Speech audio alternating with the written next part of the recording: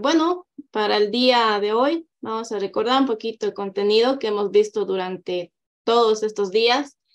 Hemos hablado sobre la obtención de muestras, hemos hablado sobre la mecánica de suelos, la importancia que tiene esta en la ingeniería civil, lo importante que es hacer un estudio de suelos y hacerlo bien, ¿no? Porque podríamos hacer un estudio de suelos y de nada sirve si he tomado la cantidad de muestras innecesarias, en los lugares que no debería, en las distancias que si estoy tomando muy alejadas, ¿no? Hemos visto también lo que es la obtención y aceptación de muestras para elaboración de ensayos, ¿no? Hemos aprendido a diferenciar lo que son las muestras alteradas, las muestras inalteradas. Hemos visto un poco sobre lo que son los tipos de excavaciones, la forma de obtener muestras ya sea inalterada o alterada, pero le hemos puesto énfasis en lo que era la excavación de calicatas y en los beneficios que esta tiene, ¿no? Uno de los beneficios es de que puedo ver los estratos de suelo que se van formando, ¿no? Y en base a eso uno puede decidir si es un material similar entre cada estrato, puedo tomar una muestra. O si son materiales distintos entre un estrato y otro, entonces tomo dos muestras, ¿no? Dos o más muestras dependiendo a los estratos que se presenten en mi suelo, ¿no? Hemos hablado sobre la descripción e identificación de suelos en un procedimiento visual y manual. Hemos aprendido a poder verificar en un tanteo visual si el suelo va a tener plasticidad, si va a tener resistencia. Hemos visto algunos truquitos para poder determinar si un suelo puede tener plasticidad o si es que no va a tener, o si es que podría tener un poco de plasticidad, puede ser un limo arcilloso, una arcilla limosa. Todo eso ya lo hemos visto. Estamos recapitulando un poco. Hemos hablado sobre la conservación y transporte de las muestras de suelos. Hemos hablado sobre cómo yo debo transportar, cómo debo embalar mi muestra, cómo debo identificar las muestras que estoy extrayendo. Todo eso ya lo hemos visto. Tenemos que prever, ¿no?, la logística de transporte de nuestra muestra, siempre cuidando las características y las condiciones que tiene del terreno sean las mismas en las que llegue a nuestro laboratorio, ¿no? Bueno, para recalcar un poquito el punto anterior que veíamos, a pesar que uno puede hacer un procedimiento visual y manual para describir e identificar su suelo, este no es suficiente. Eso puedo hacerlo para tener una idea de qué es lo que tengo en mi suelo. Sin embargo, esto no puede reemplazar nunca a un estudio de laboratorio, ¿no? Es más, un estudio de laboratorio incluye lo que es la descripción mediante un procedimiento visual, manual, y también los datos que va a generar los ensayos de laboratorio, ¿no? Los cuales no deberían variar. Si yo veo una arena, entonces en mi ensayo tiene que salirme una arena, ¿no? Bueno, también hemos hablado sobre la preparación en seco de muestras de suelo para un análisis granulométrico y una determinación de constantes físicas. ¿Cómo es que yo debo secar mi muestra si es que la voy a preparar en seco, ¿no? También hemos hablado de la preparación de muestras en estado húmedo, ¿no? De la misma manera, también hemos mencionado lo que es el trato que se le da al material orgánico, ¿no? El por qué no puedo darle el mismo trato que a cualquier otro tipo de suelos, ¿no? Por el hecho de que me puede alterar mis resultados. Bueno, vamos a hablar también sobre el contenido, la determinación de contenido de humedad por tres métodos que hemos visto: el método tradicional, que está establecido por la ASTM. Hemos visto también el método de calefacción y también hemos hablado sobre el método de Speedy, que habíamos mencionado que, bueno, y han compartido que en muchos países ya se está utilizando, ¿no? ¿Por qué? Porque tiene la ventaja de ser un método bastante rápido. Uno puede tener un contenido de humedad en menos de 10 minutos. Por un método de calefacción puede tal vez tenerlo entre 15, 20 minutos, porque se tiene que controlar la temperatura, de que la evaporación del agua que tiene el suelo sea lo más uniforme posible. Bien, y el día de hoy vamos a ver lo que es el análisis granulométrico por tamizado, por ASTM y ASHTO, que no varía mucho, es el mismo procedimiento. También vamos a hablar sobre la determinación de los límites de consistencia. También vamos a hablar sobre la determinación del contenido orgánico en suelos. Y vamos a terminar nuestro curso con recomendaciones generales para los suelos y aplicaciones como materiales de construcción en el campo vial, ¿no? Bueno, como ya les había mencionado, el contenido del día de hoy, y entramos con lo que es el análisis granulométrico por tamizado. Bueno, este ensayo va a abarcar la determinación de la distribución del tamaño de partículas de 0.075 milímetros por medio de un proceso de tamizado, ¿no? Este proceso va a ser hasta el tamiz hasta todo lo que llegue, se retenga en el tamiz 200, que ya habíamos mencionado previamente y volvemos a mencionar. La granulometría que yo voy a hacer para determinar todo lo pasante del tamiz 200 va a ser el ensayo de hidrometría, ¿no?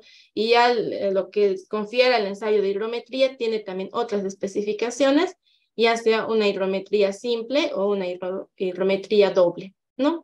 Pero para análisis granulométrico voy a utilizar partículas pasantes del tamiz de 3 pulgadas hasta el retenido en el tamiz número 200, ¿no? Y esto lo voy a realizar por un procedimiento de tamizado. Y el cálculo, bueno, y voy a poder realizar cálculos de coeficiente de conformidad, de curvatura, y siempre y cuando estos sean aplicables, ¿no? Acá en la imagen podemos ver ya nuestro laboratorio con todo el juego de tamices, las bandejas, ¿no? Aunque siempre es necesario recalcar el orden, ¿no? Y la limpieza. Bueno, los materiales que vamos a necesitar para este ensayo van a ser un horno de secado que debe tener el control con termostato y tiene que mantenerme una temperatura uniforme de 110 grados más menos 5. Esa es el rango de temperatura que se puede admitir en la variación, ¿no? Bueno, utilizamos también una balanza de 0.01 de precisión para muestras hasta 200 gramos de masa y de 0.1 gramos de precisión para muestras de más de 200 gramos. Bueno, también vamos a necesitar un juego de tamices como el que vemos en pantalla.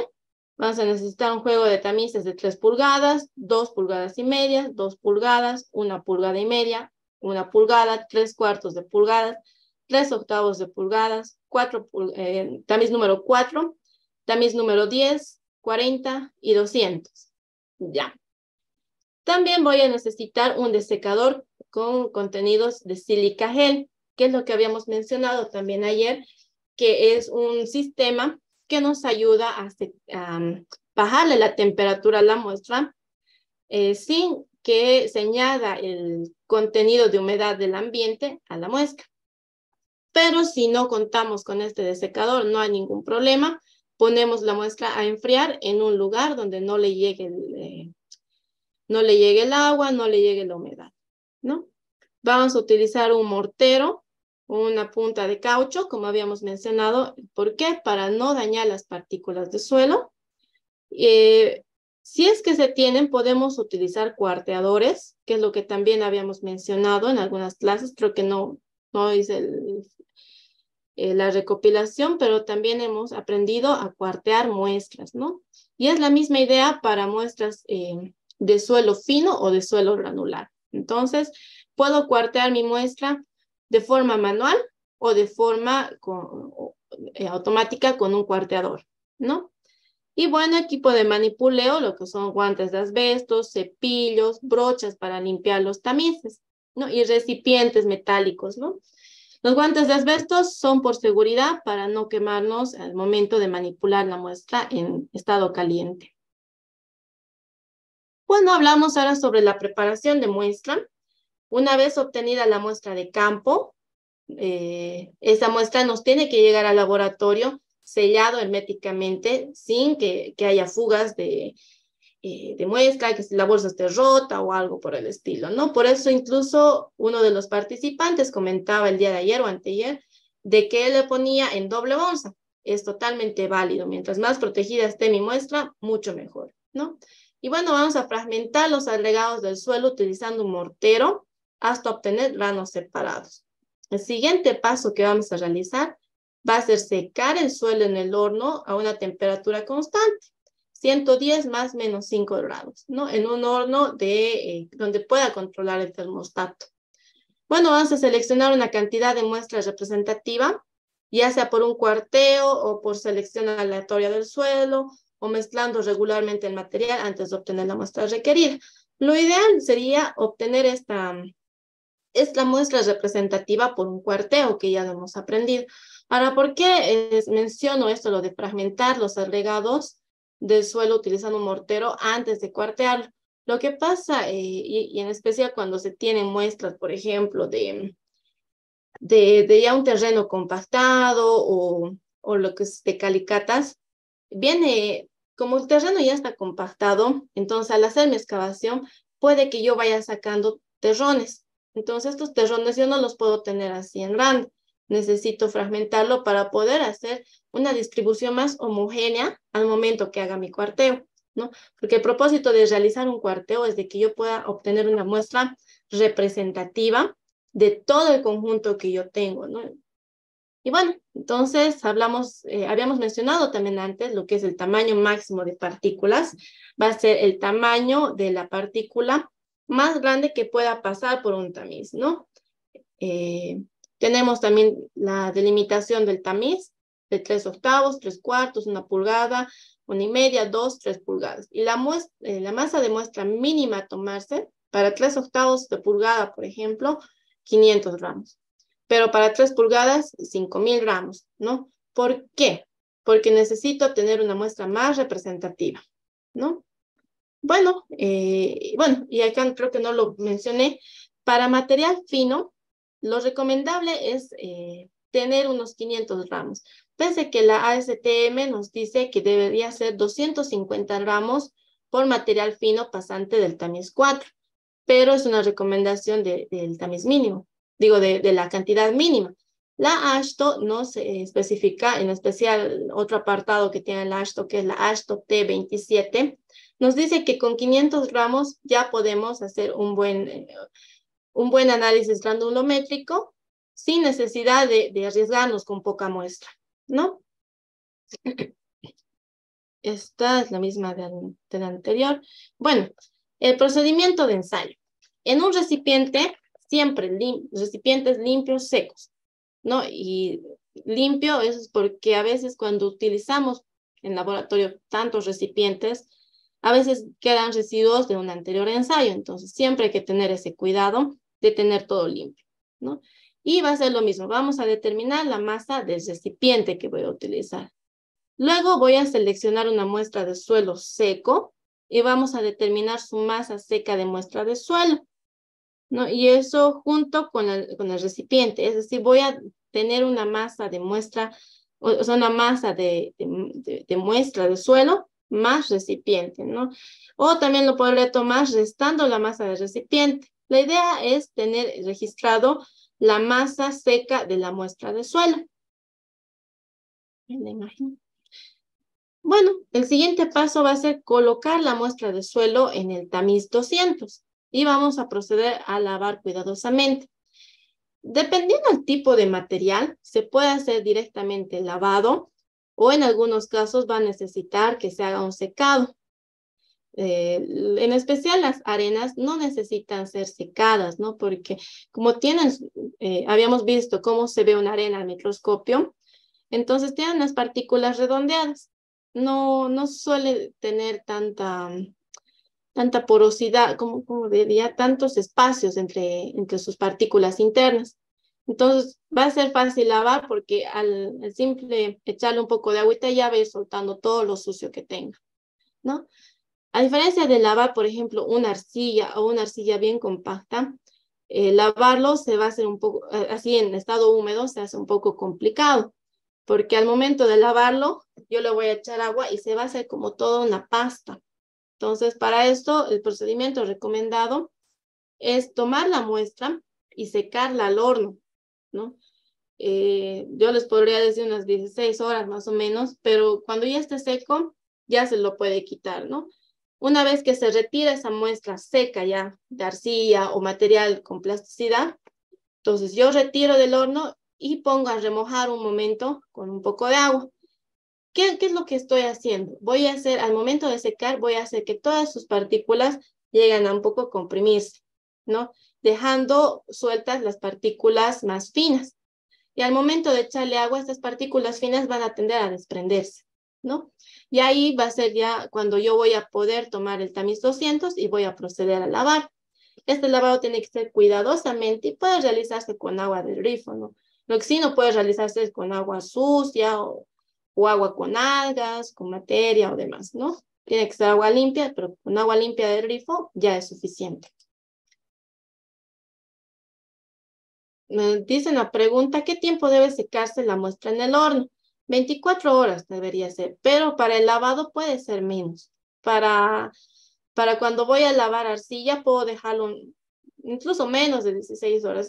Si está a una buena temperatura, entonces ya puedo ir viendo al ojo más o menos qué tiempo puede tardar en secarse mi material, porque no voy a tomar ningún dato, es más para facilitarme el proceso de lavado, ¿no? Bueno, tenemos que lavar esto hasta que el agua se vuelva clara y el suelo retenido por el tamiz no presente partículas finas. Creo que acá tengo una fotito. Este es el tamiz 200 de lavado. Una de las características que tiene el tamiz 200 de lavado es que tiene es un poco más alto. Entonces yo voy a poder vaciar la muestra y lavarlo sin ningún problema.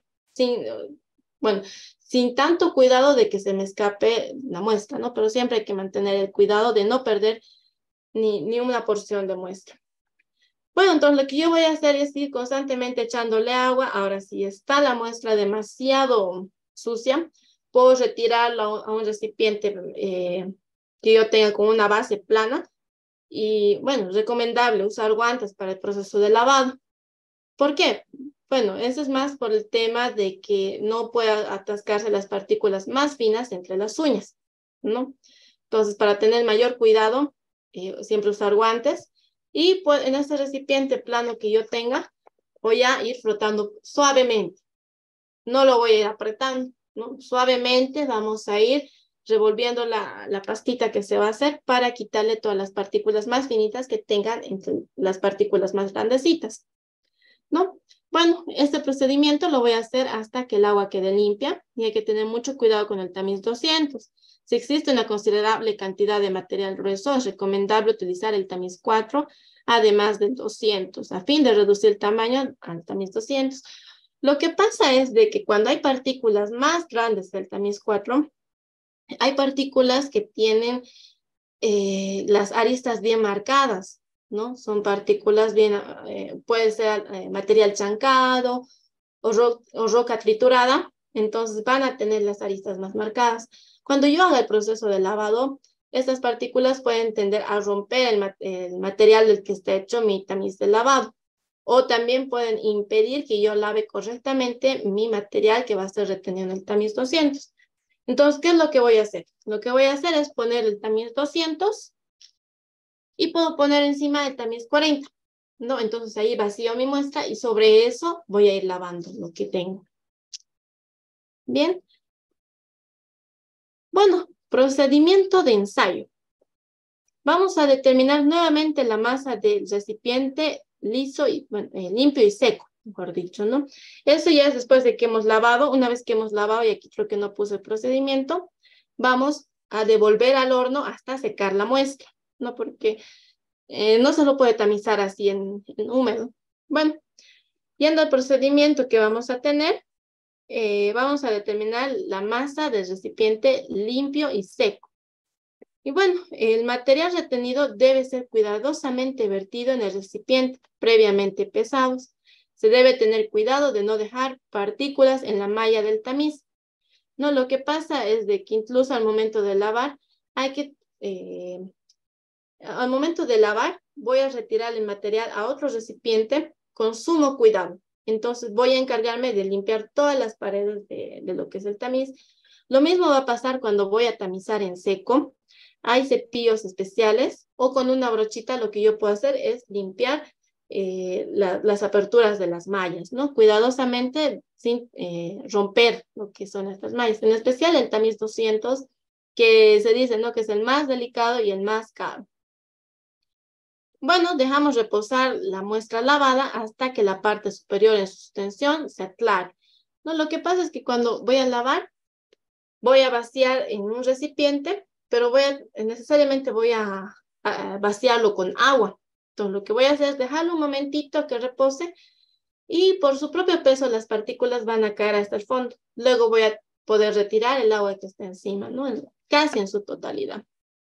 Bueno, voy a vaciar la mayor cantidad de agua y voy a colocar el recipiente más la muestra de suelo en el horno de secado durante 24 horas, ¿no? Esto ya sí es 24 horas.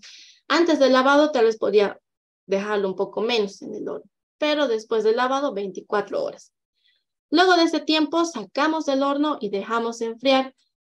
Vamos a determinar la masa de la muestra y del recipiente, masa más recipiente, ¿no? Y bueno, para tamizar los finos, los tamices que voy a utilizar son el 4, el 10, el 30, el 50, el 100 y el 200. Aunque hay otros, algunos laboratorios que utilizan también el tamiz número 40 para hacer este análisis granulométrico, que no está mal tampoco hacerlo, es una combinación de lo que son algunos métodos y es válido, ¿no? ¿Por qué? Porque al hacer luego mi informe, lo que voy a hacer es trazar una curva granulométrica. Entonces, ahí no tendría que hacerme gran variación, tener datos del tamiz de la muestra retenida en tamiz 40.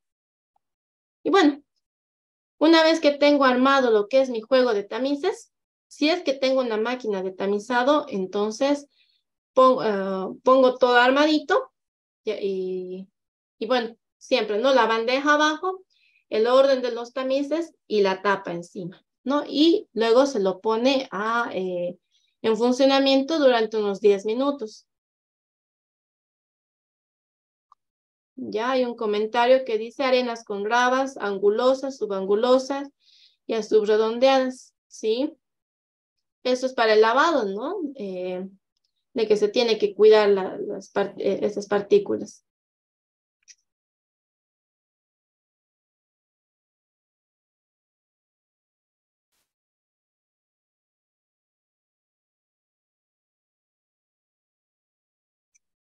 Un momentito, por favor.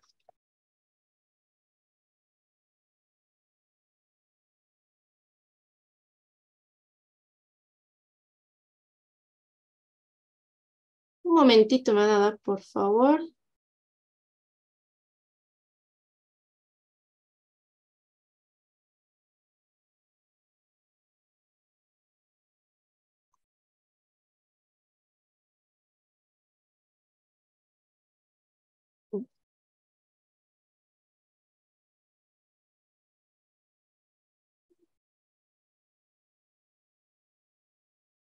Bueno, si es que hubiera preguntas hasta el momento de lo que hemos visto, tal vez relacionado también con lo que hemos visto los otros días, podemos aprovechar para sacar unas dudas mientras soluciona el problemita que hubo con mi equipo.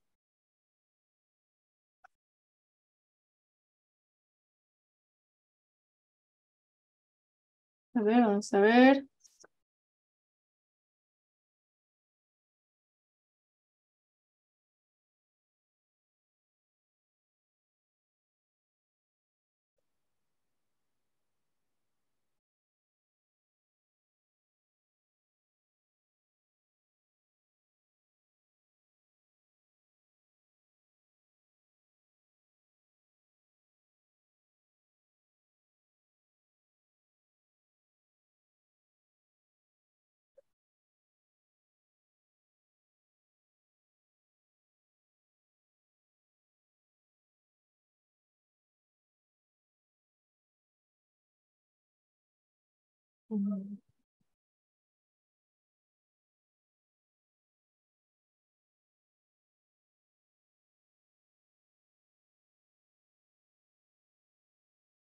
momentito, por favor, me van a disculpar, había un problemita con mi computadora, pero ahorita lo soluciono.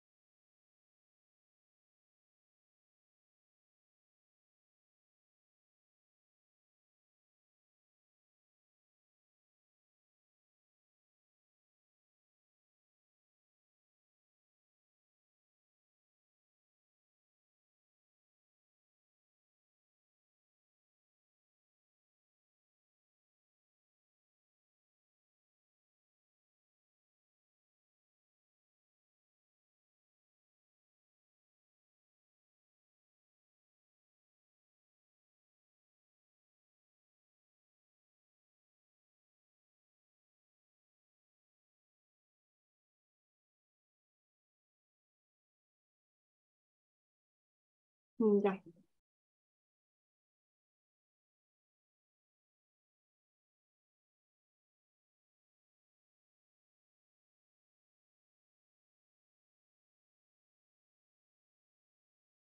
Ya, antes de pasar al siguiente punto, vamos a cerrar lo que era el tema del contenido de, digo, la granulometría. Les voy a mostrar lo que era la normativa de la ABC, que está basada en lo que es eh, la ASHTO y la ASTM. ¿Ya?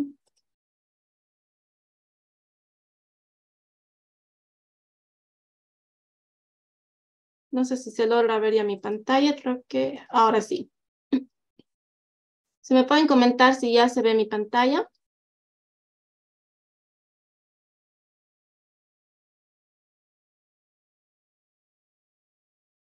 Ya, perfecto. Bueno, entonces, esta va a ser la normativa que se maneja en Bolivia. Esta es la normativa que se maneja en Bolivia, que es del Manual de Ensayos de Suelos y Materiales que está realizado por la Administradora Boliviana de Carreteras. Creo que hay varios países que tienen esto, si no me equivoco también está la INVIAS, no recuerdo de qué país es, pero igual tiene especificaciones de varios ensayos y también sirve, es muy aplicable, lo he visto y para desgaste de ángeles, partículas alargadas y aplanadas, tiene muy buenos procedimientos, ¿no? Ahora decía una pregunta acá. Buenas noches, ¿qué características debo observar en el material antes de realizar el ensayo para ver si lo realizo por tamizado o por sedimentación, hidrómetro? Ya. Mayormente se va a hacer hidrometría cuando van a ser estructuras muy importantes, en las que sí necesito tener un control sobre las partículas más chiquitas, ¿no? Estos proyectos pueden ser presas, o algún diseño importante de taludes, o para fundaciones en terrenos muy especiales. Entonces, en esos casos sí voy a hacer una hidrometría. En proyectos no de tanto riesgo o de tanta importancia, puedo hacer una granulometría tradicional como la conocemos.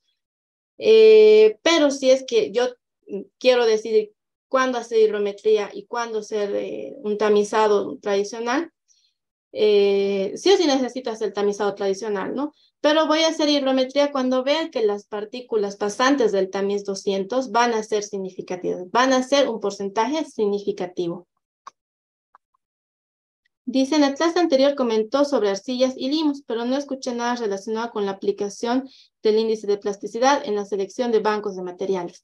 Ya, vamos a ver eso el día de hoy, en nuestro último tema, que van a ser recomendaciones constructivas. Entonces, esa preguntita la vamos a dejar pendiente hasta el final. Bueno, dice, buenas noches. INVIAS es de Colombia. Están basadas en las normas ASTM. Las normas INVIAS tienen especificaciones de construcción. Y también hay normas de ensayo, se pueden descargar gratis en la página web. Evidentemente, igual recomendaría las envías, son bastante detalladas y están muy bien hechas, ¿no? Igual lo que está las normativas, esta normativa de la ABC, está en línea, pueden descargar, lo pueden poner con este nombre. Ahorita les muestro.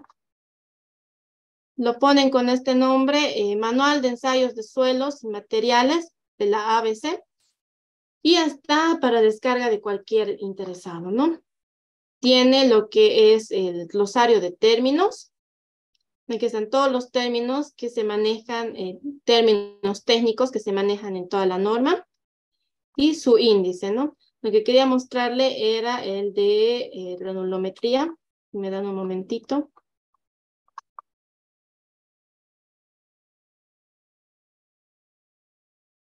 Me perdió.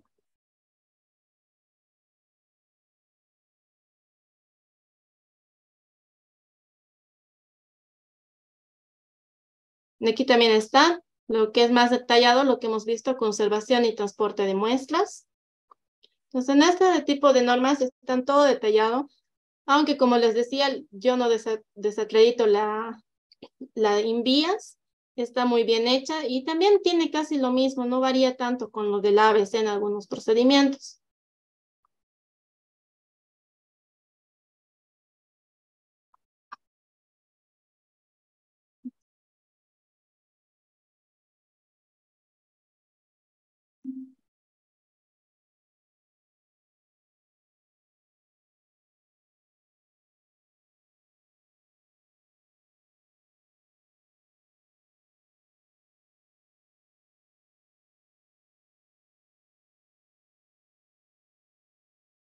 Aquí está.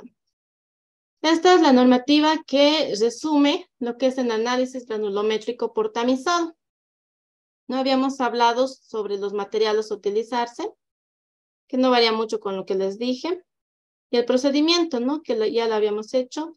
Ponemos todo en el tamizador, entonces ponemos en movimiento, 10 minutos, ¿no? La desventaja de un tamizador ya eléctrico es de que no siempre va a tamizar todo de una forma correcta. Entonces, uno tiene que sacar los tamices y hacer un tamizado manual hasta que sienta, ¿no? Que deje de caer material del tamiz, ¿no? Entonces, una vez que termino de tamizar cada, eh, cada tamiz, lo que voy a hacer es vaciar a recipientes, ¿no? Y siempre limpiando las mallas, porque ahí también se retiene material. Luego de hacer ese tamizado, lo que voy a hacer, voy a pesar las masas. Entonces voy a respetar el juego de tamices que tengo.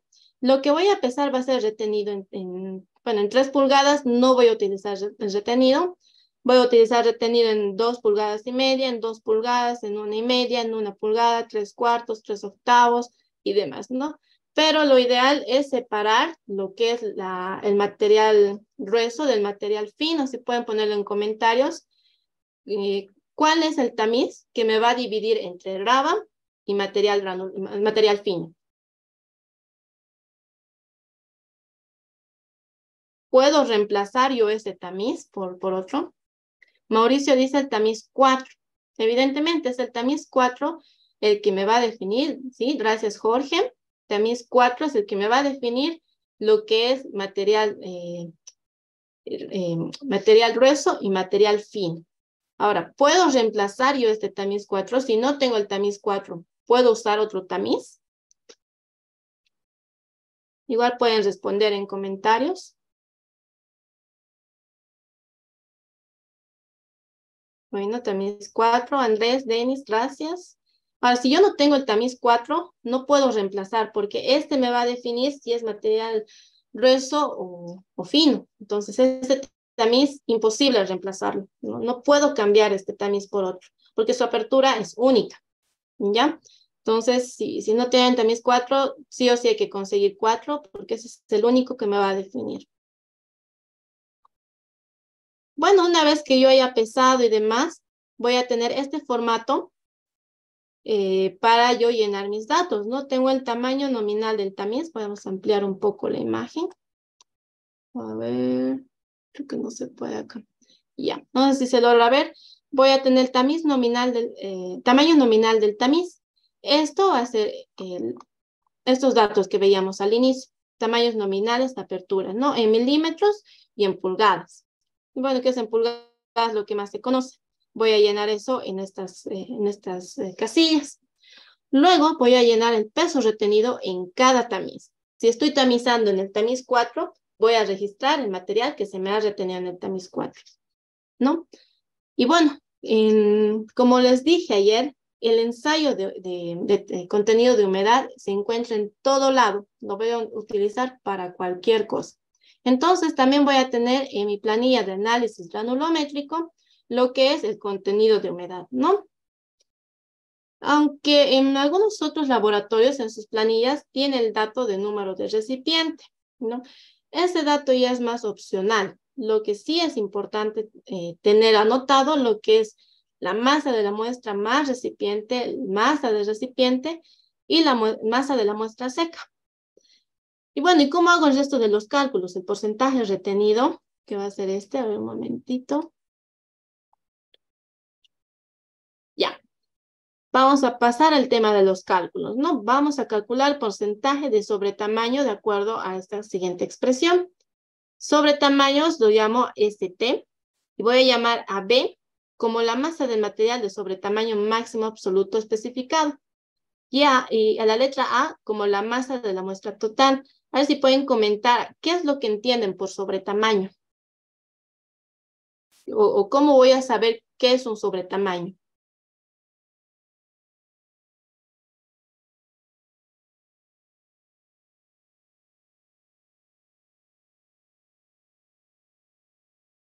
A ver si alguien tiene una idea qué es lo que entiende por sobretamaño o cómo me voy a dar cuenta de que tengo un sobretamaño.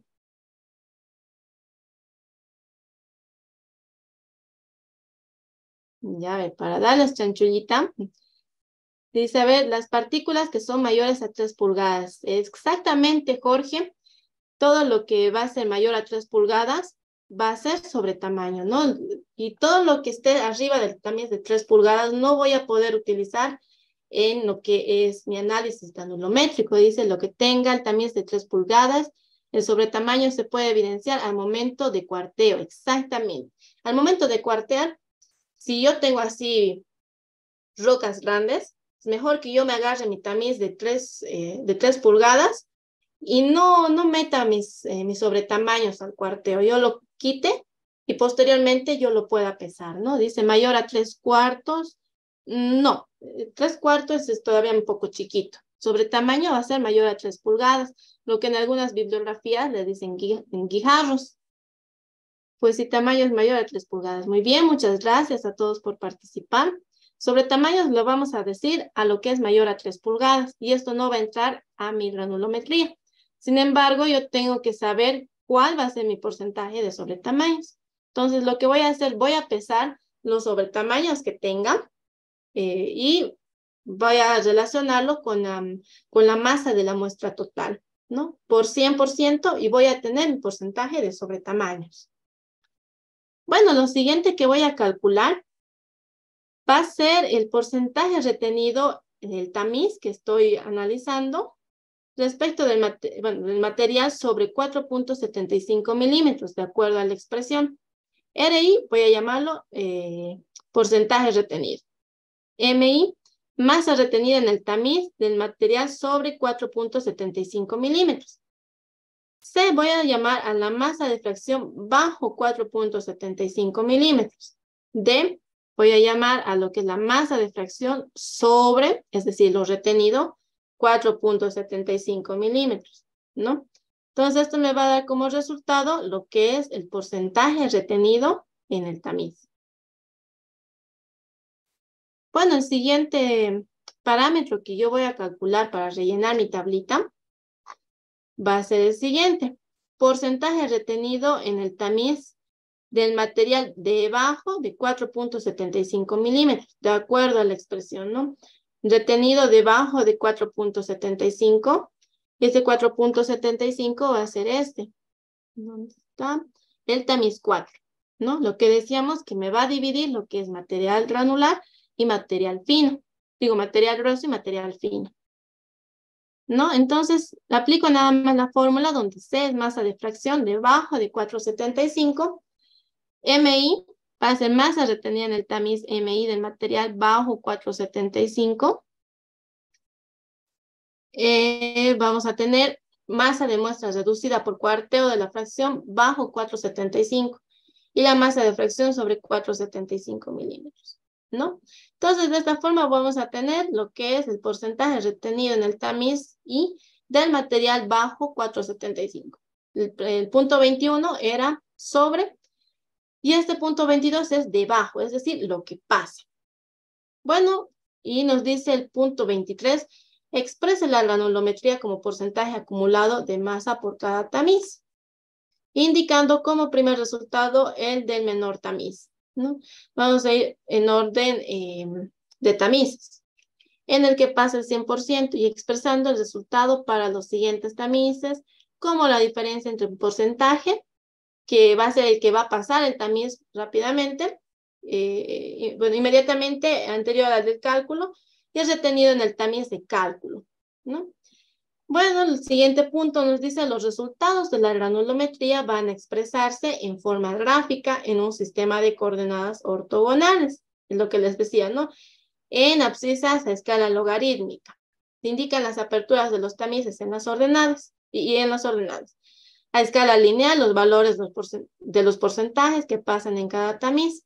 Y esta gráfica va a ser esta, donde verticalmente voy a tener porcentaje de que pasa a los tamices y en el otro lado voy a tener el diámetro de la partícula, ¿no? Entonces voy a poder realizar mi curva granulométrica. De ahí ya me voy a ir dando cuenta qué tanto tengo de grava gruesa, grava fina, arena fina, o si tengo limos, o si tengo arcillas, ¿no?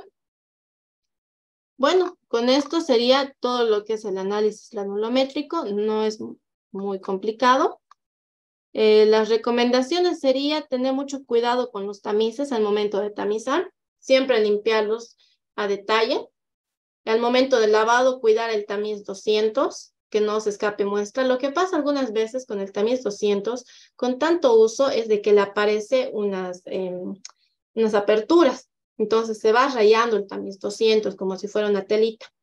Eso siempre hay que estar en constante control, ya que al momento de lavar se puede escapar la muestra por ahí. Entonces, si hemos pesado 500 gramos de arena incluso, puede aparecer con muestra seca unos 100 gramos. Entonces, ¿qué va a pasar con mi arena, no? Se ha escapado durante el lavado, ¿no?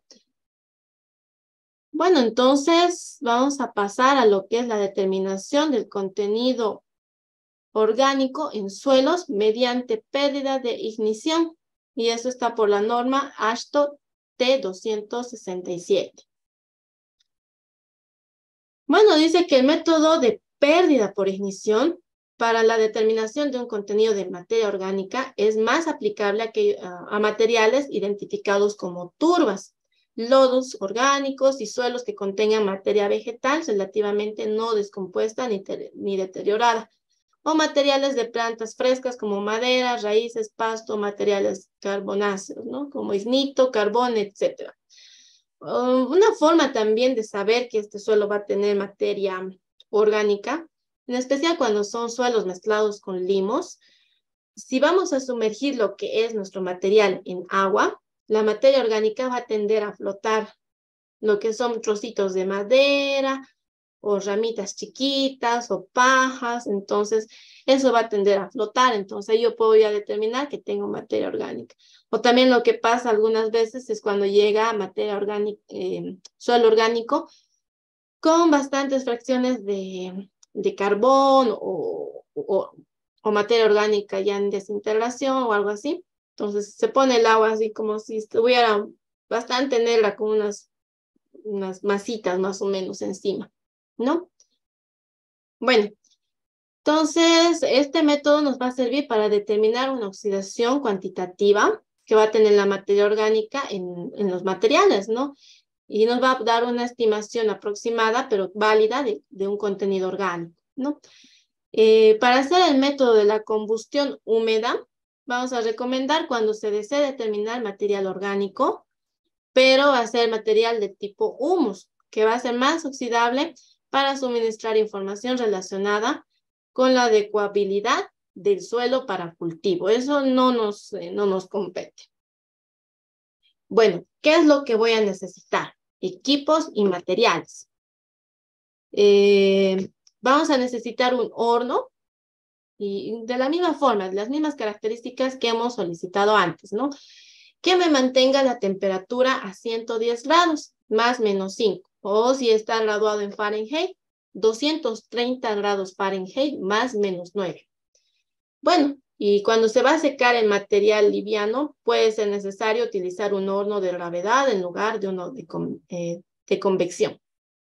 Vamos a necesitar una balanza de 1.200 gramos de capacidad y una precisión de 0.01 gramos.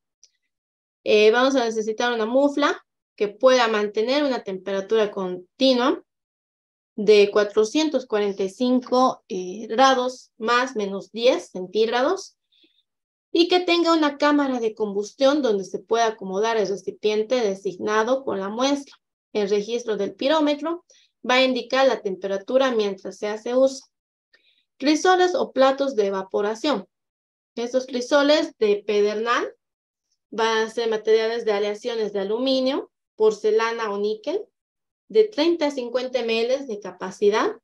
Y bueno, o también se puede usar platos de evaporación de porcelana de 100 milímetros de diámetro superior.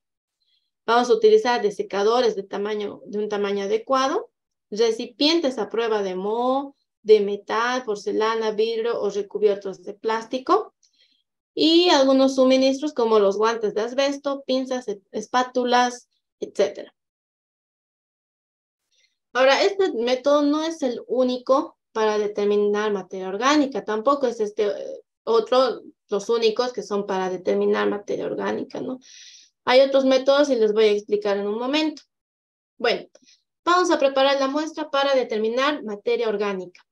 Vamos a tomar una muestra representativa, pero debe ser menor a 100 gramos, ¿no? De una porción de material que va a pasar el tamiz número 10, la cual tiene que ser obtenida de acuerdo con el método de preparación de muestras en seco, ¿no?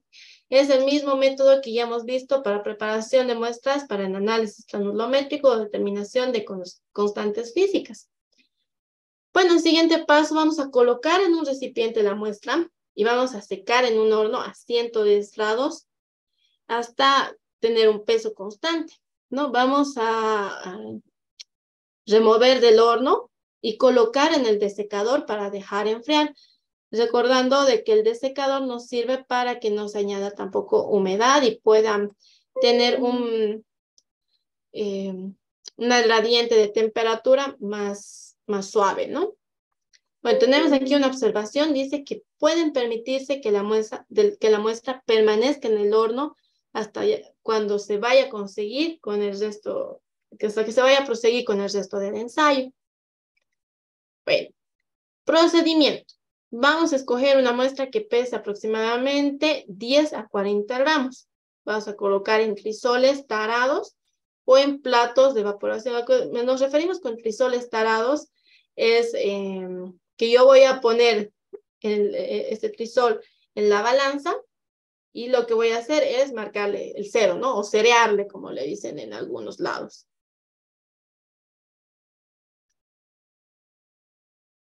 Dice... Vamos a leer unas preguntitas antes de que se me pase. Dice, en mi planilla granulométrica, ¿cómo calculo el tamaño máximo del agregado y el tamaño máximo nominal? Ya, el tamaño máximo de agregado tendrías que configurarlo. Si es en Excel, puedes configurarlo, ¿no? Con el máximo valor o de alguna forma, ¿no? Dice el tamaño nominal. Tamaño nominal ya lo vas a tener ahí marcado, pero para el tamaño máximo del agregado lo podrías configurar con ¿no? una celda con máximo o algo así. Dice, no se ven los documentos de la norma que están hablando. A ver, Tal vez no se ve mi diapositiva. ¿Se logra ver, perdón? Si me pueden comentar si ya se puede ver. ¿Desde qué parte nos estaba compartiendo? Tal vez para volver a repetirlo. Ahora sí se ve. Van a disculpar, no me he fijado eso.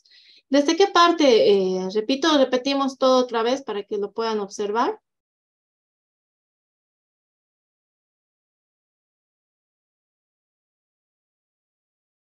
Ya tal vez por aquí podemos darle una recapitulación del método de pérdida por ignición.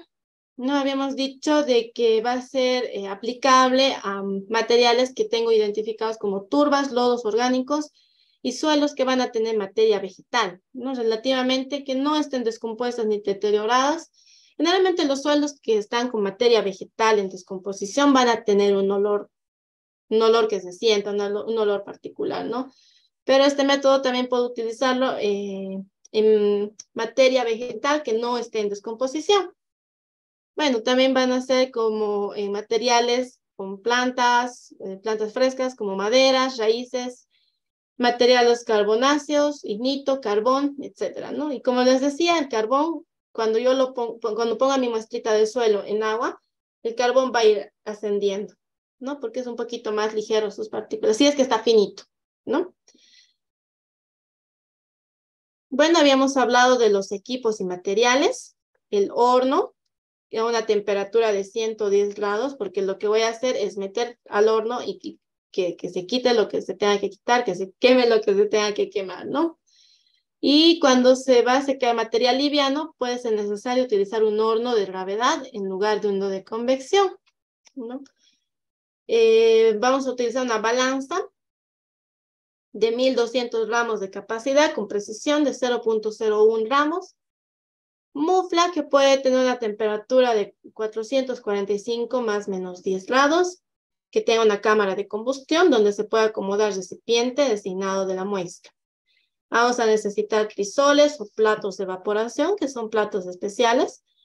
Van a ser crisoles de pedernal o de aleaciones de aluminio, de porcelana, de níquel, que tengan 30 a 50 ml de capacidad, o platos de evaporación de porcelana.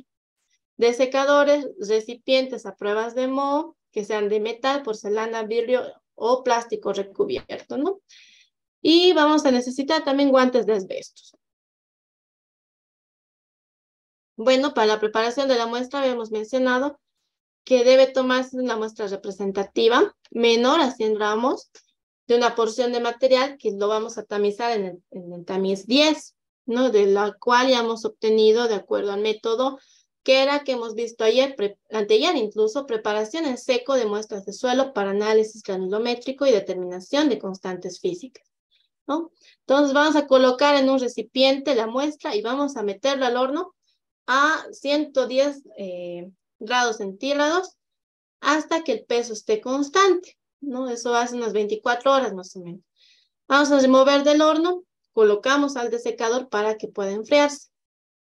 En el procedimiento vamos a mencionar que vamos a escoger una muestra que va a pesar entre 10 a 40 gramos de lo que ya hemos sacado. Vamos a colocar eso en crisoles tarados, lo que les decía, ¿no? Vamos a colocar a pesar, vamos a seriar y recién vamos a poner el contenido en este. También podemos usar platos de evaporación de porcelana que vamos a pesar con precisión de 0.01 gramos. Bueno, aquí tenemos una nota. Dice, los pesos de muestras de materiales livianos como turba pueden ser menores de 10 gramos, pero deben ser suficiente cantidad para llenar el crisol al menos hasta 3/4 de profundidad. Puede requerirse inicialmente una tapa sobre el crisol durante la fase inicial de ignición para disminuir la posibilidad de que la muestra sea arrojada fuera del recipiente. Este método no en todos lados lo aplican por el tema de que no se tiene esta mufla y no se tienen crisoles o platos de evaporación especiales, ¿no? Y al finalizar les voy a explicar otro método que es un poco más sencillito, pero que también sirve. Bueno, ahora vamos al tema de los cálculos. Vamos a tener el contenido orgánico que se va a expresar como un porcentaje del peso del suelo secado en el horno y debe calcularse de la siguiente manera, ¿no?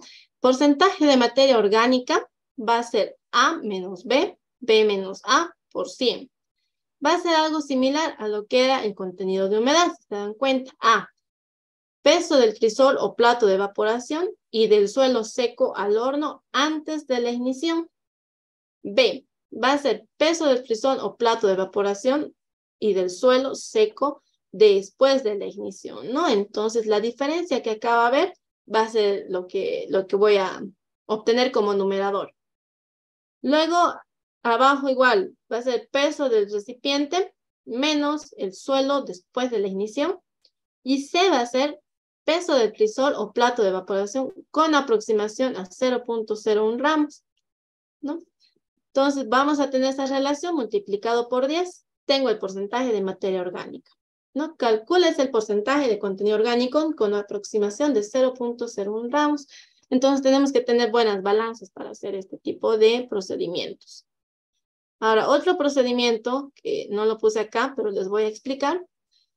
Lo que hacíamos era con, ¿qué se llama? Con agua oxigenada, con peróxido de hidrógeno. Lo que hacíamos era en un recipiente, colocábamos una muestra de suelo con un peso inicial, es una muestra secada al ambiente, ¿no? Ponemos esta muestra en un recipiente de vidrio. Lo que vamos a hacer es echamos peróxido de hidrógeno hasta llenar un poco más de la superficie donde está el suelo. Lo que va a pasar es de que la materia orgánica va a reaccionar con el peróxido de hidrógeno, entonces se va a hacer como una espuma, ¿no? Entonces eso constantemente hay que ir revolviendo hasta que deje de hacer espuma, ¿no? Y esto hay que mantener en un baño María constante, ¿no? Una temperatura tibia. Luego de que ya deje de elevarse como si fuera una torta, lo que hacemos es retiramos todo lo que está encimita, que es materia orgánica, que ya se ha diferenciado, y vamos a secar lo que es la materia de suelo.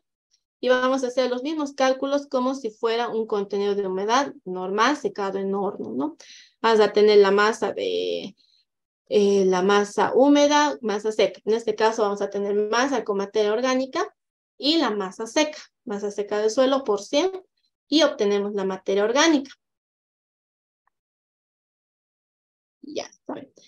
Si algunos conocen tal vez otro método para determinar contenido orgánico en suelos, tal vez puede comentar igual como hacen en sus países. Acá en Bolivia no he visto hacer mucho por ignición, por el tema de que se necesita material específico, ¿no? Los platos de evaporación o trisoles, no todos los tienen. Dice ensayo de materia orgánica por colorimetría. Ah, interesante. Interesante. Acá no he escuchado hacer por colorimetría. No sé si podemos, si puedes comentar, tal vez te podemos dar la palabra, el audio, y nos puedes comentar cómo es este método por colorimetría. Si es que el método o el análisis es el mismo como el que hemos mencionado. O si puedes escribirlo, también no hay problema. Dice, se seca el material como la humedad. Ya. Interesante. Luego se tamiza por el tamiz 4.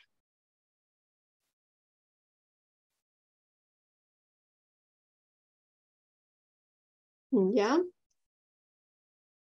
Agregas más o menos 120 gramos.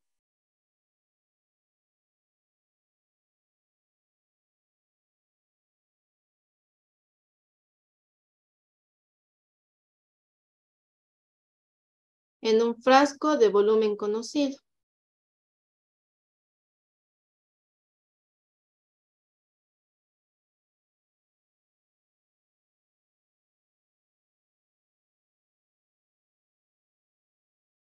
Y lo agregas el químico. ¿Qué químico es el que utilizan?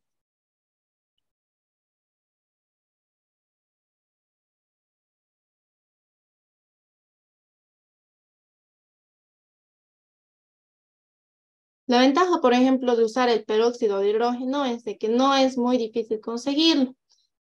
El tema es de que se va a usar nomás una cantidad considerable, ¿no? Como medio litro, cuarto de litro para hacer de una muestra, ¿no? Y esta muestra generalmente pesamos unos 200 gramos, 150 gramos en el procedimiento que les expliqué, el segundo. Dice hidróxido de sodio. Ah, interesante. Claro, este compuesto también debe hacer de que la materia orgánica reaccione hasta completar 200 gramos, 200 centímetros cúbicos.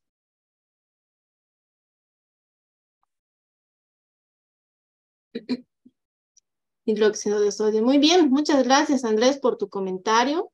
Entonces, si tienen la oportunidad de ver ensayo de materia orgánica por colorimetría, también pueden verlo, pueden aprender de eso, ¿no? Cómo se hace y ver cómo reacciona, ¿no? El contenido de materia orgánica con el hidróxido de sodio. Dice, se deja y luego se deja agitando y luego de agitarlo se deja por 24 horas, ¿no? Entonces eso debe hacer lo mismo que hace el peróxido de hidrógeno, que es lo que es separarlo, la materia, imagino. Cuando se le pone el peróxido de hidrógeno, se le tiene que ir revolviendo constantemente para que la materia orgánica vaya suspendiéndose hacia la superficie, ¿no? Y a veces un poquito se sale de control y tiende a salir de golpe. Y si luego con la cartilla de colores sabe la materia orgánica. Ah, qué interesante. Se manejan 0 a 5 niveles de materia orgánica. Muy interesante. Muchas gracias, Andrés, por tu comentario. Yo no conocía ese método, entonces ahora ya lo conozco. Gracias. Ya, bueno, ¿ha quedado alguna duda sobre el método que hemos visto para determinar la materia orgánica por ignición?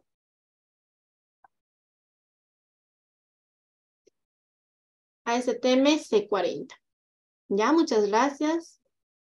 Muchas gracias. Vamos a revisarlo. Siempre es bueno poder aprender algo más, ¿no?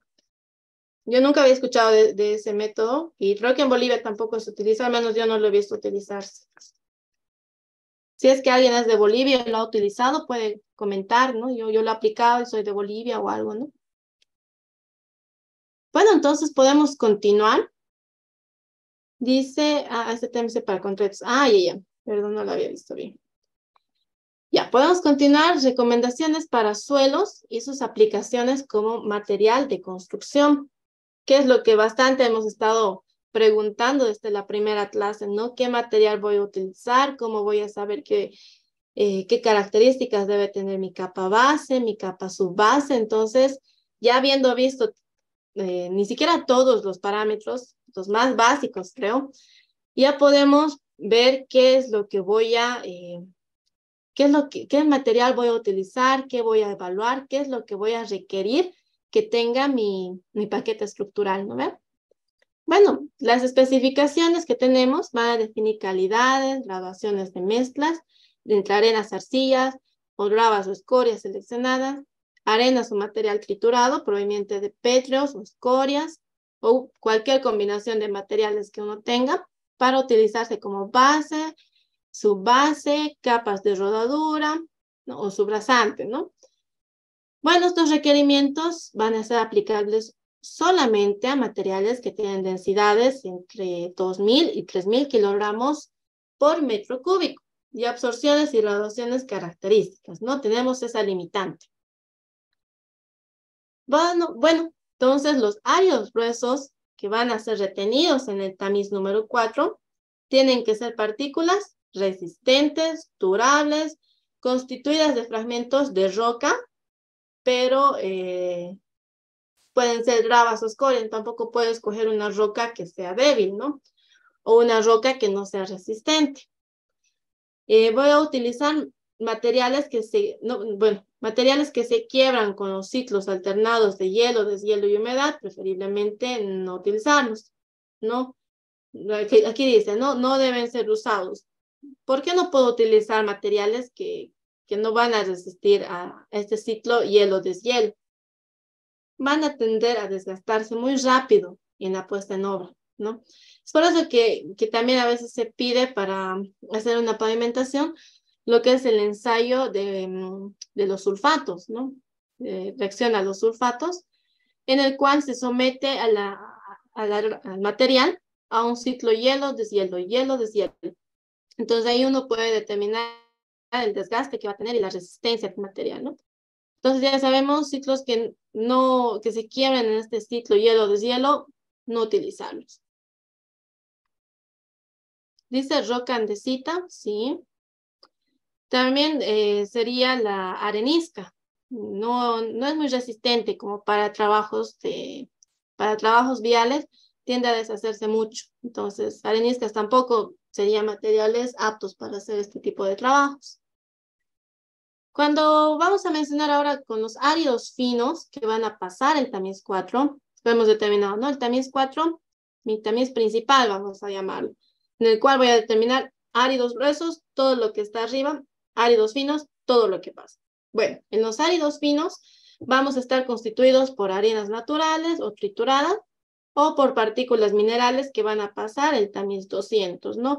Lo que también para asfaltos lo llaman el filler, material filler, ¿no? Lo que pasa el tamiz 200, que es bastante importante para tener una buena composición de nuestro asfalto. Pero eso no es ya nuestro tema. Bueno, las fracciones que pasan por el tamiz 0.075 milímetros, que es el tamiz 200, no tienen que ser mayores que los 2/3 de fracción que pasa el tamiz 40. Entonces, no tienen que ser mayores que los 2/3 de fracción que pasa el tamiz 40. Bueno, entonces los límites de consistencia de esta fracción que pasa el tamiz 0.475 milímetros va a estar conforme a una tablita que vamos a ver. Y bueno, como punto final, tenemos que todo el material tiene que estar libre de materia orgánica o terrones de arcilla. La graduación de los materiales tiene que estar conforme a los requerimientos de la siguiente tabla. Lo que pasa es de que también en carreteras se manda a hacer lo que son ensayos de terrones de arcilla a las gravas que se van a utilizar. ¿No? ¿Esto por qué? Porque necesito, si es que voy en toda la grava que yo me he conseguido de mi banco, voy a tener terrones de arcilla. Entonces, lo que va a pasar, esos terrones de arcilla se van a deshacer rápido, ¿no?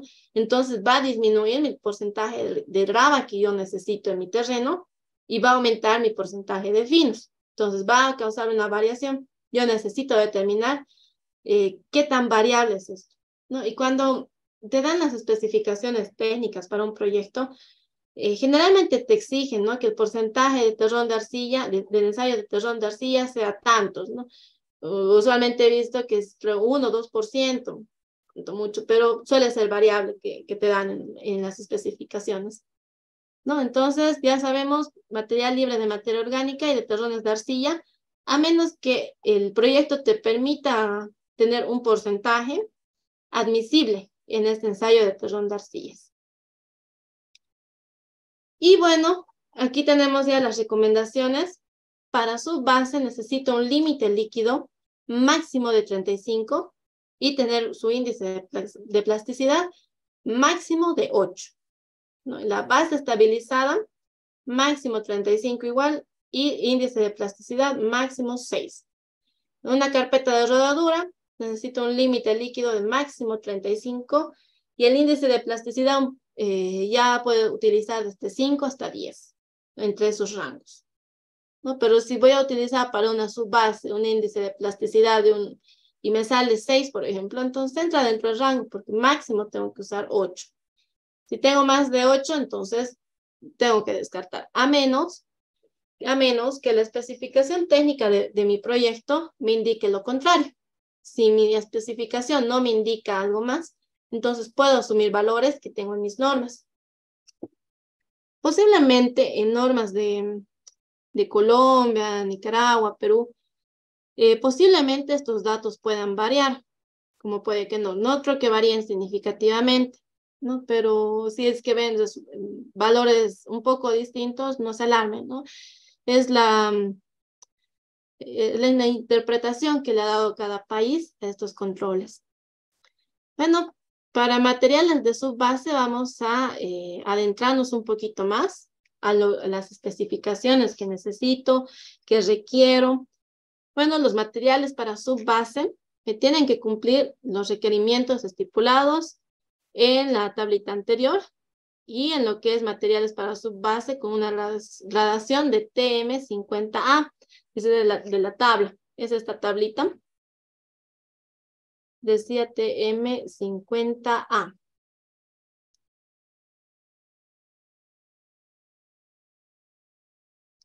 Esa es la tablita con las bandas granulométricas que nos da la ABC. Entonces, para su base decía TM50A. Entonces, el material que yo vaya a usar tiene que entrar dentro de esta franja granulométrica, ¿no? Lo que voy a hacer es su granulometría normal y me voy a marcar estos puntos en el material, entre los materiales, ¿no? Mi franja granulométrica tiene que ir dentro de estos parámetros, no puede salirse, no me puede salir acá en el tamiz de 3/8, un 80, ¿no? Entonces ya está alterando mi resultado y no va a entrar dentro de esta franja granulométrica.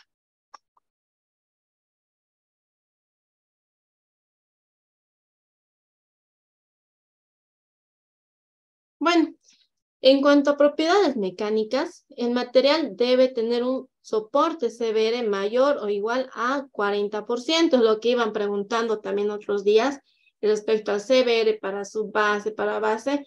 Para subbase, lo mínimo que puedo admitir yo es 40%. Y la fracción gruesa tiene que tener una resistencia al desgaste, ¿no? Y esto mediante el ensayo por desgaste de Los Ángeles. Bueno, la mayoría yo creo que ha escuchado de este ensayo, ¿no? A ver si pueden comentar en el chat quiénes han hecho o han escuchado de este ensayo. Pueden comentar.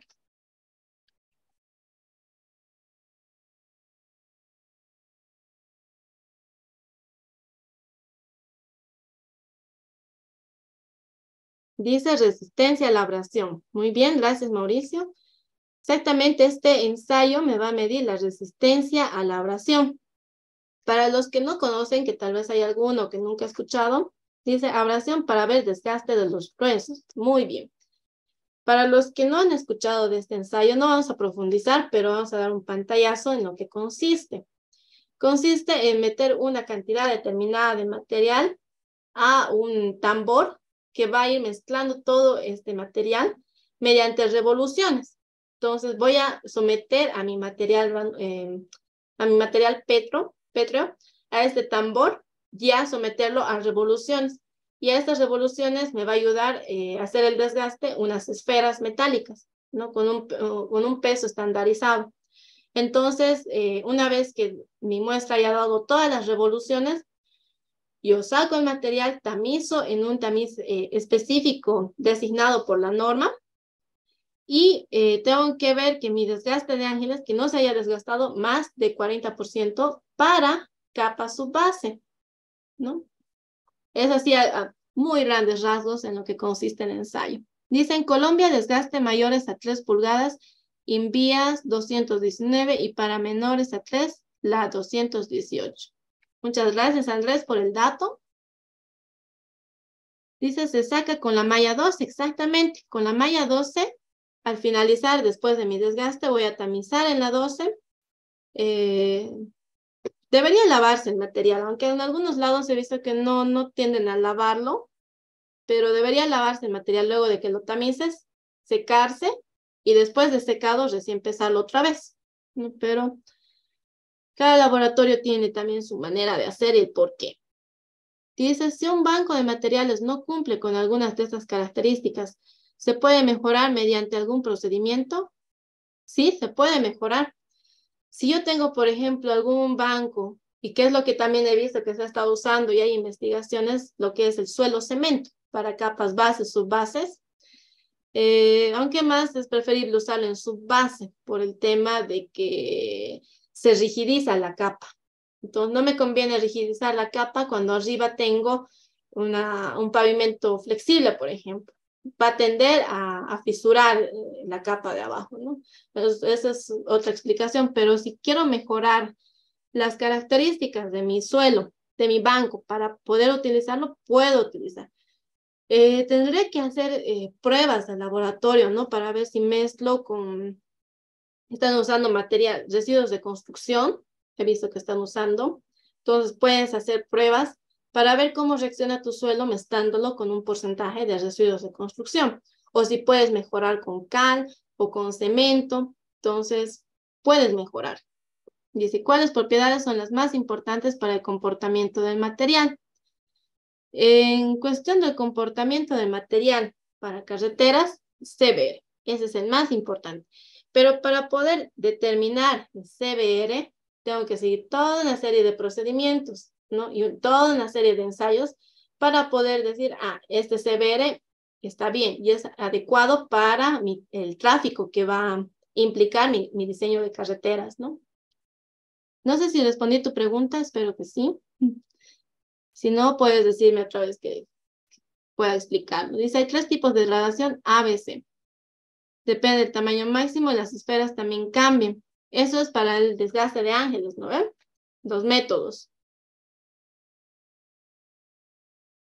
Incluso algunos hacen desgaste de ángeles para arenas, pero no tiene tanta significación hacerlo en arenas. Sí, se respondió la pregunta, muchas gracias, no hay problema. Me hace una pregunta muy interesante y qué bien que la hayas podido hacer, ¿no? Se puede mejorar las características. No es que yo puedo tener este tipo de suelo y voy a decir, no me cumple, entonces no hago nada. No, puedo buscar alternativas para mejorar mi tipo de suelo.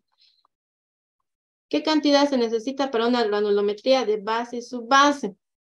Eso ya se nos sale un poquito de nuestro temario, que eso ya sería un poquito control en obra, ¿no? Cantidades y todo. Eso ya no podemos verlo acá. Acá estamos con los ensayos más que todo. ¿Ya? Bueno, entonces podemos continuar porque recién vamos en la subbase. Vamos para una base granular, lo que necesitamos. Dice que los materiales para la base granular, es decir, estabilización hidráulica, van a cumplir los requerimientos indicados que van a ser, ¿no? Bueno, tienen que cumplir los requerimientos. Las granulometrías tienen que ajustarse a una de las siguientes bandas, según esta norma, ¿no? Porque hay en las especificaciones técnicas, te dan, ¿no? Franja A, franja B, franja C, por lo general. Pero la norma ABC, nuestra guía, no nos da estas bandas granulométricas, ¿no? Entonces, dice que para una base granular que esté en la TM50B, TM50C o TM25, dice de la tablita que hemos visto más abajo. Y el porcentaje chancado no tiene que ser menor al 50%. A ver, si algunos pueden comentar, ¿por qué tengo que usar material chancado? ¿O cuál es el beneficio de que yo pueda utilizar material chancado? A ver, los leo. Porque tiene diferencias si yo utilizo material chancado o canto rodado, ¿no? A ver, vamos a esperar un poquitito para que puedan contestarme la pregunta. Ya creo que nadie se anima. Bueno, la ventaja de utilizar material chancado. Ahí está. Jorge comentó. Dice, tiene mejor adherencia el material chancado. Muy bien, Jorge. La respuesta directa al clavo. Andrés dice, por el tema de vacío, sí, porque cuando tengo material chancado, tengo mejor trabazón entre partículas. Y además también lo que decía Jorge, la adherencia del material chancado, ¿no? Cuando tengo material chancado, entonces las caras tienen un poquito más, son más porositas, ¿no? Cuando yo voy a agarrar una roca que se ha roto, por ejemplo, que está partida, voy a tocarle el lado liso y es suavita, pero voy a tocarle el lado que se ha partido y es más porosa. Entonces, esas porosidades ayudan a que tengan mayor adherencia. Dice, las bases necesitan chancar porque tienen mucho mayor adherencia. Exactamente. El porcentaje de caras fracturadas, sí, es otro ensayo que también se pide en cuestión de carreteras. El porcentaje de caras fracturadas, partículas alargadas y aplanadas, ¿no? Y en caras fracturadas, más que todo he visto que piden para el tema para la aplicación se llama en la capa de asfalto, ¿no? Porque así tiene también mayor adherencia con el ligante. Dice fricción, sí es para mezcla asfáltica, exactamente. Muy bien, a todos muchas gracias por su participación, muy bien. Entonces, también necesito tener un porcentaje de material chancado. no tiene que ser menor al 50% según esta especificación, ¿no? Pero si yo tengo los documentos del diseño del proyecto que estoy agarrando, no solo me puedo quedar con la norma que yo sé, tengo que leer eso, y si no me dice algo, entonces yo puedo asumir alguna norma conocida y que esté respaldada, ¿no? La ABC está respaldada por la ASTM y la AASHTO. La INVIAS también está respaldada, ¿no? Por la ASTM y demás. Entonces, es válido que yo pueda utilizar. Dice, no tiene que exceder el porcentaje chancado, no tiene que ser menor que el 50%. Cuando el material se use como base para tratamiento superficial doble, el contenido mínimo de chancado es 70%. Ah, ya, entonces aquí ya varía. Dependiendo de lo que voy a usar, el uso que va a tener mi base de granular, va a variar mi porcentaje de material chancado, ¿no? Su tamaño máximo absoluto será de 40 milímetros y su índice de plasticidad máximo va a ser de 4%, a menos que el proyecto estipule otro valor, que les decía, ¿no? Debidamente justificado en que en ningún caso podrá exceder al 6%, ¿no? Si mi proyecto me dice un 7%, entonces yo puedo decir, ¿por qué 7? Justifíqueme por qué 7, porque la norma ABC, bueno, si la norma ABC me dice que tiene que ser máximo de 4, y que si ustedes dicen puedo aceptar hasta un 6, pero ¿por qué un 7? ¿No? Dice un comentario para su base en densidades durante el ensayo cono de arena. ¿Se realiza la corrección de granulometría en 3/4? Sí. Cuando la especificación técnica indica que el rango es mayor a 3/4. Se hace una corrección por 3/4. Al ir a hacer un ensayo de densidad, hay que llevarse el tamiz 3/4 y todo lo que se retenga en el 3/4 hay que separarlo y darle otro trato especial. Igual también, o sea, nos sirve separarlo por el tema de que si voy a tomar el contenido de humedad por un método de Speedy, entonces a la camarita del Speedy, al humedómetro, yo no le puedo meter partículas de 3/4, ¿no? Porque es muy grande y mi Speedy tampoco es tan gigante, ¿no? Entonces también para eso me sirve. Dice, estas bases granulares siempre son no plásticas, ¿sí? Por lo general sí, deberían ser no plásticas, pero también depende de la especificación que te están dando, ¿no? Es por eso que aquí dice que no debe exceder de 4, pero yo puedo usar menos, ¿no? Incluso puedo considerar algo significativamente plástico arriba de 5, ¿no? Si me dice 4 es una plasticidad más bajita, ¿no? No hay de qué, estamos para responder las dudas. Bueno, en cuanto a propiedades mecánicas de la base granular, el material debe tener un soporte, un CBR, mayor al 80%. Ya vamos mejorando, ¿no? Porque si recuerdan, en la subbase teníamos mayor o igual a 40, lo que admitía. Ahora me dice mayor o igual a 80%. Mucho mayor puedo utilizar, ¿no? La fracción gruesa deberá tener una resistencia al desgaste, medida por el ensayo de Los Ángeles, de no más de 35%, ¿no? En el anterior nos decía no más de 40%. Acá somos un poco más exigentes y decimos que el desgaste tiene que ser 35% como máximo. Si tengo un desgaste de 20%, perfecto, entra, ¿no? Ahora, si tengo un desgaste de 35%, justito, ¿qué harían? ¿Lo aceptan? ¿Lo rechazan? ¿Qué criterio podrían tomar si tengo un desgaste de 35 para una base granular? Una de dos, o repito el ensayo, porque tal vez el cuarteo no es realizado bien, porque para hacer este ensayo también tengo que cuartear adecuadamente, o puedo aceptarlo también, ¿no? Porque está dentro del rango, 35 está dentro, ¿no? Exacto. Como dice Oscar, puede ser aceptable porque está dentro del rango. Y si fuera 36, ya un poquito yo podría dudar, a ver, puedo rehacer el ensayo, diría, ¿no? Pero si ya está, bueno, sí, pues no, si varía con 1, por ejemplo, de 35, ya podría rehacer. Pero si tengo un desgaste de 40, no, pues ahí ya tengo que rechazar, ¿no? Porque ya no entra en mi rango. Ya, Andrés, igual muchas gracias, se podría aceptar. Ya hemos quedado, ¿no? En caso de tratamiento superficial doble en base granular, el soporte de CBR tiene que ser mayor al 100%. Dice ver nota 1. Uy, ¿dónde está mi nota 1? Mi nota 1 está acá. En zonas heladas se deben considerar límites de Atterberg. Ah, no, este es otro. Ya.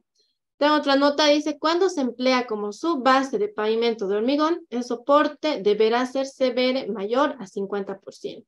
Entonces, yo no puedo decir directamente, para subbase, un CBR de tantos, para tal, CBR de tantos, ¿no? Entonces, necesito ver qué aplicación va a tener, si voy a utilizar base granular como subbase de pavimento de hormigón o qué aplicación le voy a dar. Y en base a la aplicación que va a tener, yo puedo pedir un porcentaje de CBR. Bien, vamos a pasar a materiales de carpeta de rodadura. Cuando se prevea que la carpeta de rodadura va a quedar expuesta por varios años, sin una protección asfáltica, el material debe cumplir con los requerimientos, ¿no? De requerimientos generales, ¿no? Con un contenido mínimo de chancado de 50%, con la banda TM40C. Vamos a ubicar la banda, tal vez no encontramos, aquí está, TM40C. Entonces mi material tiene que estar, la granulometría tiene que estar dentro de esta banda granulométrica, ¿no? De todas formas, si es que en alguna norma variarían un poquito las franjas que tenemos acá, la idea va a ser la misma. Tiene que tener, o sea, para cada tipo de base, tengo que tener una recomendación de la base, de la banda granulométrica, ¿no? Entonces teníamos contenido mínimo de chancado, 50%. Y granulometría en la banda TM40C. Tercera nota. De acuerdo a circunstancias locales, previo estudio, se podrán variar el fino bajo 0.08 milímetros y los límites de consistencia. Entonces, esto va a afectar a mi banda, ¿no? Bueno, en cuanto a propiedades mecánicas, el material debe tener un soporte de CBR mayor a 60% para carpeta de rodadura, ¿no? Que va a quedar expuesta. En zonas donde se permite efectuar el ensayo sin inmersión, el valor de CBR va a ser de 80. La fracción gruesa deberá tener una resistencia al desgaste medida por el ensayo de Los Ángeles no mayor de 30. Si nos damos cuenta ya acá, el desgaste tiene que ser mucho menor. Es decir, para mi carpeta de rodadura tiene que ser muy resistente, ¿no? Mi material. Para la base granular me dice 35%, un poquito menos resistente que lo anterior. Para su base me decía 40, menos resistente todavía, ¿no? Ya. Pasamos a lo que es,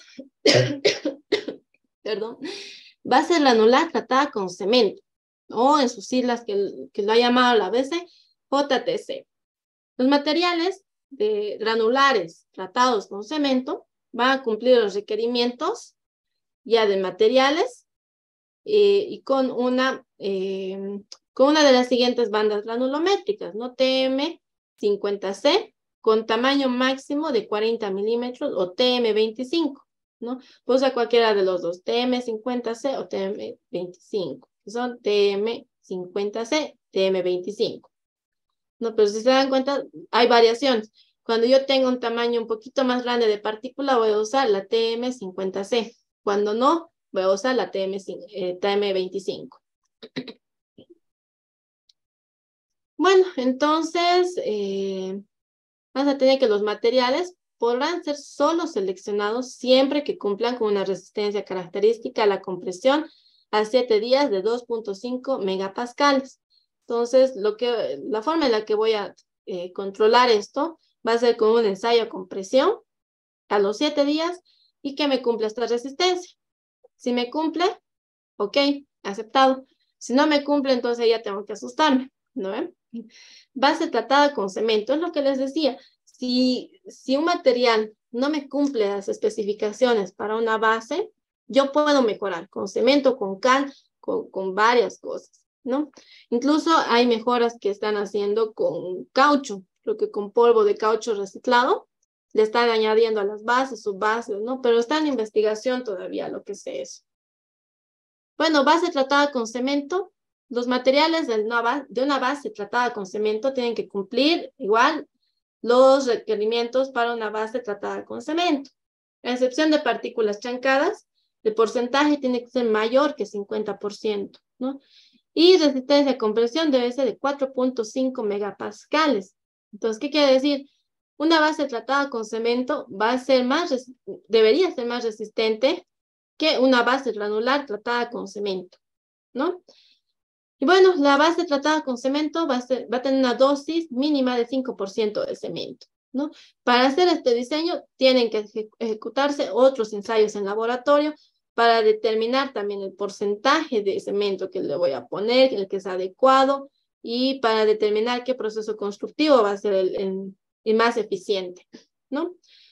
Bueno, tengo ahora la base abierta ligada, o su abreviación como BAL.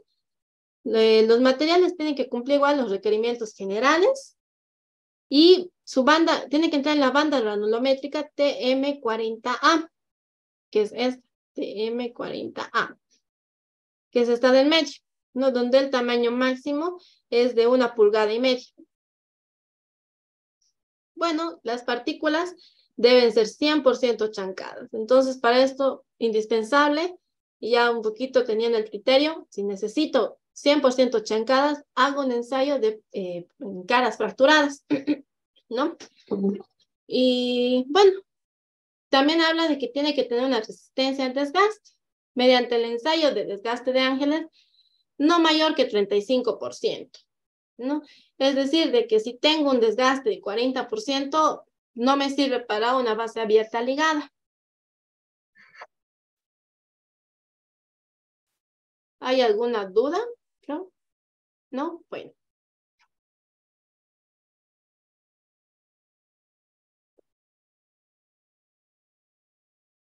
Y bueno, el contenido de humedad. Todos los materiales contendrán una humedad igual o ligeramente mayor que la óptima, necesaria para asegurar la densidad del diseño requerido. ¿Qué nos quiere decir de esto, no? En campo, lo que voy a hacer para saber qué cantidad de agua tengo que echarle para su compactación, yo voy a hacer un ensayo de Proctor, ¿no? Que me va a determinar la densidad óptima y la humedad con la cual voy a llegar a esa humedad. Entonces, para el contenido de humedad, yo le tengo que echar en campo un poquito más de agua por el tema, ¿no? De evaporación y demás, ¿no? Que al trabajar voy a perder un poquito de agua. Entonces, dice que tiene que ser igual o ligeramente mayor que la óptima. Y aquí está, tenemos todas las bandas granulométricas para bases, subbases, capas de rodadura. Bueno, tenemos una pregunta acá. Dice, en esas planillas, en algunos espacios existe una línea. ¿Eso qué significa en esa planilla? ¿Cuál línea? Este guión tal vez. Vladimir se refiere al guión que está en la última tablita. Ese guión no, o sea, significa que en ese tamiz no tengo una delimitación, ¿no? Nada más.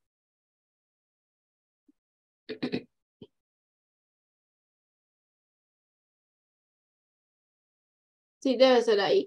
Estos guiones nada más es de que no tengo una delimitación para este tamiz, ¿no? O sea, allá.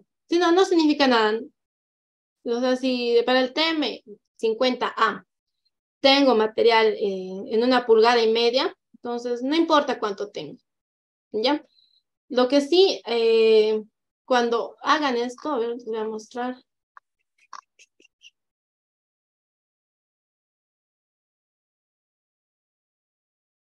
Un momentito. No, creo que estaba acá esto.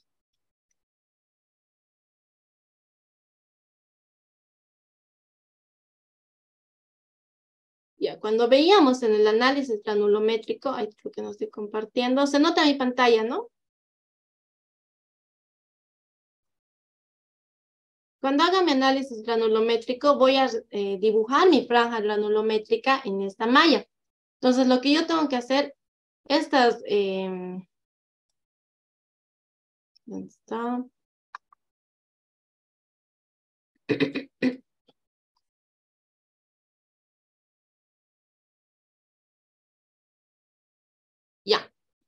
Cuando yo dibuje mi franja granulométrica, que es esta, voy a dibujar también estos otros parámetros que voy a tener. Ay, caramba.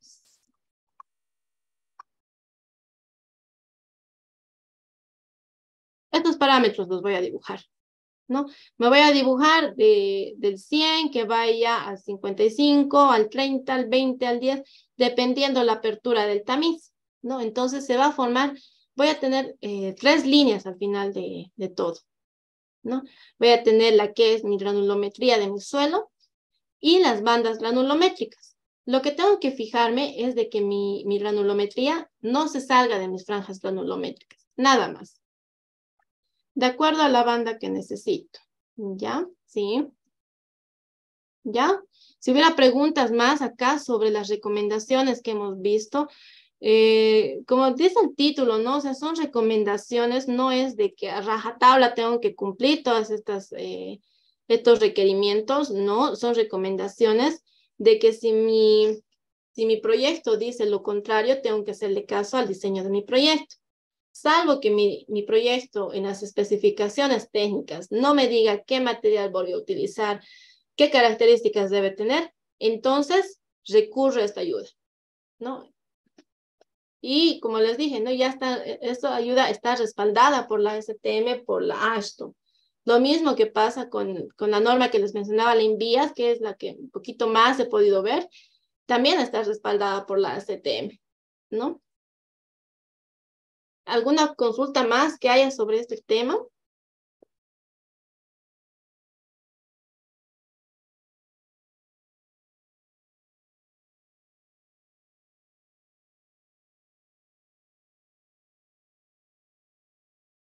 Ninguna. Tal vez, no sé, creo que estaban transmitiendo, no estoy segura si es que estamos en Facebook. Si es que hubiera preguntas de ahí, nos las pueden pasar. Dice, a ver, es decir, todas las capas bases se pueden mejorar, ¿sí? Toda capa subbase, subbases, puedes mejorarla, ¿no? Bueno, salvo si es que tienes alguna característica muy, que no entra en tu especificación técnica, ¿no? Por ejemplo, si tuvieras una base que tiene una plasticidad muy alta y necesitas bajarle un poco la plasticidad, puedes utilizar lo que es el método de suelo-cemento, ¿no? Entonces puedes estabilizar esa capa con suelo-cemento y así puedes bajarle un poco la plasticidad. También hay otros métodos, ¿no? Para subirle la plasticidad. Cuando tenemos plasticidad muy baja, entonces para subirle aumentamos. Aunque lo recomendable es mejorar, porque abajo tenemos la subrasante, luego tenemos la subbase, base y luego nuestro pavimento. No, pero él entraba anoche recién. ¿Anoche? Sí. Acá está el ingeniero Javier. Porque él salió un día antes. Y ya. Como les mencionaba, por favor, si pueden apagar su micrófono, si no van a hacer consultas. Descansa un chico. Listo, ahí nos vemos. Ya. Como les explicaba, tenemos, ¿no? La subrasante, la subbase, la base y nuestro pavimento. Si en mi pavimento tengo una carpeta, un pavimento flexible, yo necesito mejorar las capas de abajo, preferiblemente mejorar mi capa subbase, porque lo que voy a hacer, en especial cuando utilice cal o cemento, voy a rigidizar esa capa. ¿Y cuál es el impacto que tiene un pavimento flexible? Como lo dice, es flexible, ¿no? La carga que va a ejercer la llanta va a hacer que tenga una deformación en ese sentido. Si la llanta está acá, mi deformación va a ir en este sentido, ¿no? Entonces, si yo voy a mejorar la capa que va debajo, voy a tender a que cuando haya esa deformación, tienda a haber una fisura interna. Entonces, lo que va a generar es de que haya un lugar donde pueda dar paso al agua y ya tenga fallas en mi pavimento, ¿no? Entonces, si voy a mejorar, preferiblemente mejorar la subbase, ¿no? Ya, dice, una consulta, hablamos de la norma ASTM 422 y la ASTM de 693, también es granulometría. En AASHTO también pasa de que hay más de un código que habla sobre granulometría. Tenemos la AASHTO T27 y la AASHTO T88. Ambas hablan sobre granulometría, pero son para distintas aplicaciones. Casi no varía mucho entre cada uno. El procedimiento es lo mismo, ¿no? Los tamizas, se lo pesan y el registro, ¿no? Porcentaje retenido, porcentaje que pasa, acumulado, ¿no? Entonces, no varía mucho. Ya, Jorge, muchas gracias. Dice Vladimir, en caso de suelos lateríticos. Uy, esa es una pregunta interesante. El procedimiento para el ensayo de granulometría es el mismo, ya que el suelo laterítico tiene contenido de hierro. Has tocado un tema muy interesante, el tema de suelos lateríticos. Si es que algunos han escuchado hablar, pueden comentarlo igual. Los suelos lateríticos, especialmente en Bolivia, si es que eres de Bolivia, todavía está en estudio porque es un suelo de un comportamiento muy particular, ¿no? Es un suelo que tiende a tener una resistencia un poco baja y muy variable, ¿no?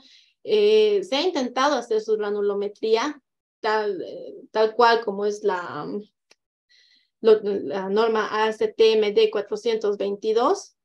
De poder hacer, se puede, pero como dices, tiene contenido de hierro, entonces eso va a hacer que el peso y la densidad que tenga tienda a ser un poco variable, ¿no? Ese es un tema todavía en estudio. No te puedo decir, se puede usar este método. Es un tema que está en estudio todavía. Se han hecho estudios de parte de la San Simón y creo que siguen haciendo en otras universidades sobre el tema de lateríticos en la aplicación para pavimentos rígidos, para el uso con cemento y demás, ¿no? Se está evaluando la resistencia que podría tener, ¿no? Porque hablamos mucho de la resistencia, ¿no? Y por eso hemos mencionado lo que es el desgaste de ángeles. El tema de suelos lateríticos no tienen buena resistencia. Si es que has logrado estar con los lateríticos, cuando lo lavas no se deja lavar, parece algo que se va deshaciendo y deshaciendo y nunca puedes terminar de lavar porque es un suelo que tiende a desgastarse muy rápido, ¿no? Ahora sí, si es que hubiera más preguntas sobre las recomendaciones que hemos visto para aplicación.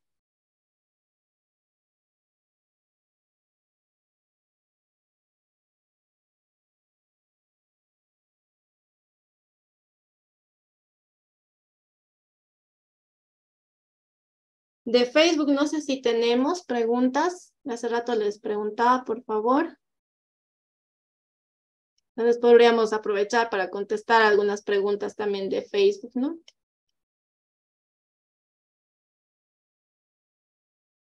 A ver, aquí hay una pregunta de Rubén Vargas. Lo que pregunta es, entre el TM40B y el TM40C, ¿cuál es la diferencia? TM40B, TM40C, dice, ¿no? 40B, 40C. La diferencia está en el tamaño máximo que voy a utilizar en el retenido, bueno, en el TM50B. Voy a tener retenidos de 100% pasante del 100% en el tamiz de 2 pulgadas. Y en el 40C recién voy a contabilizar desde la pulgada y media. Esa es la diferencia.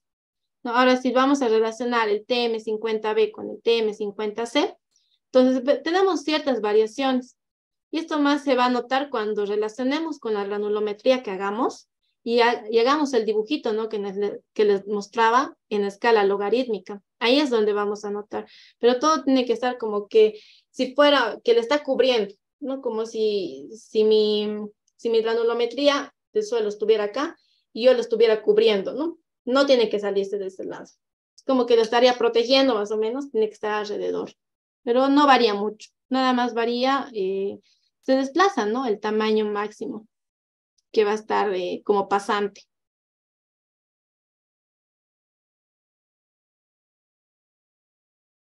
Dice un comentario, hay que aplicar el método de imantación para ese tipo de suelos. Sí, para el tipo de suelos lateríticos está viendo varios estudios, ¿no? Incluso hay un estudio que está determinando la granulometría en suelos lateríticos mediante la forma de las partículas, ¿no? En la cual mide la angularidad, mide las dimensiones de ancho, largo, todos esos parámetros de cada partícula, ¿no? Toman, si no me equivoco, toda un muestreo de rabitas, de los lateríticos, y a cada una le hacen la evaluación por la forma. Dice, cuando hacemos un mejoramiento de capa base con cemento, se tiene que sacar densidad, y si sacamos probetas, ¿cuál sería el procedimiento? Y ya. Cuando hacemos mejoramiento con suelo cemento, se hace toda una serie de procedimientos en laboratorio. Es casi lo mismo que, más o menos la misma idea de hacer un proctor, pero cuando hacemos proctor determinamos la cantidad óptima de agua.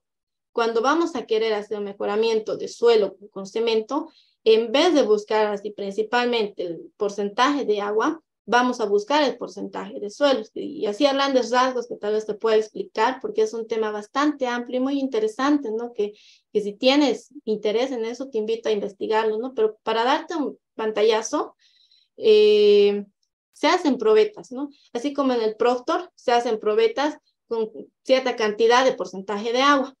Para hacer mejoramiento con suelo cemento, igual se hacen probetas con porcentajes de cemento, ¿no? Y el mismo procedimiento de evaluación es el mismo, ¿no? Para hacer la densidad. Dice método morfológico de las partículas aplicado a suelos altamente ferrosos, ¿sí? Muy bueno, Jorge. Yo creo que has investigado bastante sobre el tema de este tipo de suelos, que son suelos bastante problemáticos, ¿no? No son tan comunes hacer carreteras con este tipo de suelos, ¿no? Porque por eso sigue en investigación, y en la zona del Beni, en Bolivia, creo que están haciendo estudios para estas zonas específicamente para poder aprovechar el material, porque esas zonas son lugares donde abunda el material laterítico. Dice, se utiliza bentonita para alguna capa base de carreteras. No entra tanto a nuestro tema, pero no he escuchado que hayan utilizado bentonita. Probablemente sí, pero no es tan usual. ¿Ya? Si hubiera más preguntas, tal vez en Facebook podemos aprovechar, tenemos un poquito más de tiempo antes de cerrar la clase. Podríamos saber, bueno, la geotecnia es muy amplia, ¿no? Lo que hemos visto en este curso es tal vez los primeros pasos, hemos aprendido a gatear, hemos visto lo más esencial y lo más chiquito para poder entender lo más grande, ¿no? Ahora ya vamos a poder entender el por qué voy a preferir usar una Speedy o por qué voy a rechazar una Speedy, ¿no? O qué tipo de suelos, con qué características de desgaste puedo utilizar, ¿no? En el caso de los lateríticos, es un tema un poco complicado por la resistencia que tienen, ¿no? La mayoría de las partículas de agregado laterítico no tienen mucha resistencia. Dice, así es, las bases son mayormente NP, exactamente. Esas bases granulares que hemos mencionado, generalmente son NP. ¿Dónde está? Esas bases granulares generalmente son NP. Y si hacemos una comparación así con el suelo así en mano, una plasticidad de 4, así como máximo, o menor a 4, ya es NP, o de muy, muy baja plasticidad, ¿no? Ya mayores a 5, un índice de plasticidad, ya se puede notar plasticidad media, y ya mayor a 8, 10, plasticidad alta, ¿no? Eso ya hay que evaluarlo, ¿no? Pero base granular, plasticidad baja, o NP, máximo 4. Por eso les decía que si les dan en una especificación usar una base granular de 7, de 8%, o sea, es base granular, no debería tener una plasticidad tan alta. Entonces ahí uno ya puede decir, ¿por qué me estás dando que haga yo con este límite, con este índice de plasticidad? Si es base granular, la recomendación de la ASTM es de que no puedo usar más de 4, ¿no? Dice, si se usan arcillas como cementante natural. Sí, puedes usar arcillas como cementante natural, ¿no? Siempre y cuando no sean arcillas de plasticidad muy alta o de plasticidad muy baja, no sean arcillas problemáticas, ¿no? Arcillas expansivas, por ejemplo. Tendríamos que tener mucho cuidado con ese tema, ¿no? Lamentablemente el tiempo no nos abarca para llevar un poco sobre arcillas problemáticas, pero si tienen más interés, los invito a investigar. Igual CADIC ha estado organizando cursos sobre geotecnia, sobre la evaluación de arcillas y demás. Están muy interesantes, ¿no? Los invito a participar de estos cursos. Bueno, tal vez si no hubiera más preguntas, podríamos dar por finalizado nuestro curso. Hubiera habido muchas cosas más por aprender, por enseñar, pero se ha tratado de hacer lo más posible en el corto tiempo que hemos tenido. Y saber arcillas líticas y no mormoliñoritas. Sí. Ya, muchas gracias a todos. Gracias a CADIC por la organización de este curso para poder seguir fomentando lo que es la capacitación constante de los profesionales y futuros profesionales. Muchas gracias a todos por la participación. Bueno, gracias, ingeniera Nicole, y siempre, ¿no? Agradecer a toda, pues, a toda la comunidad que se van conectando, ¿no? Desde diferentes ciudades. Bueno, la geotecnia técnicamente es universal, se ve en todos los países y todos los profesionales están en eso. Bueno, estos 4 días han sido un poco cortos, pero también, ¿no? Se ha tratado de hacer lo mejor que se puede y aunque alguna pequeña información se les ha tratado de compartir. Bueno, tal vez alguien de los participantes quiera hacer algún comentario, tal vez quiera ser parecido al curso o qué cursos futuros quisieran tener, ¿no? Para poder ya culminar, en este caso, este curso programado. Bueno, pueden activar también su micrófono si alguien quiere tomar la palabra.